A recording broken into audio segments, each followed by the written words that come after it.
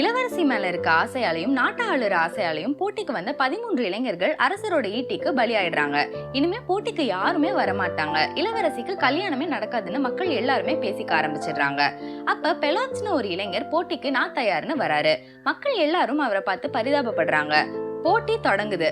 பெலாட்ஸ் இளவரசி ஹிப்போடேமியாவை தேர்ல உட்கார வச்சுட்டு புயல் வேகத்துல தேரை கிளப்புறாரு. அதை விட வேகமா பின்தொடருது மன்னனோட தேர்.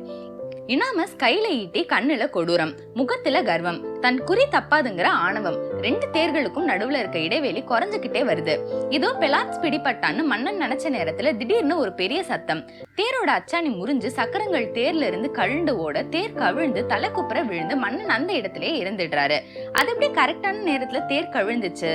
அந்த போட்டியில வீரத்தால மட்டும் ஜெயிக்க முடியாதுன்னு பெலாட்ஸ் நினைச்சாரு. அவர் ஜெயிக்க உதவி செஞ்சா பாதி நாட்டை தரதா தேரோட்டிக்கு ஆசை காட்டினாரு. அதுக்கு ஆசைப்பட்ட தேரோட்டி மிர்டிலஸும் மன்னனோட தேர்ல வெண்கல அச்சாணிக்கு பதிலா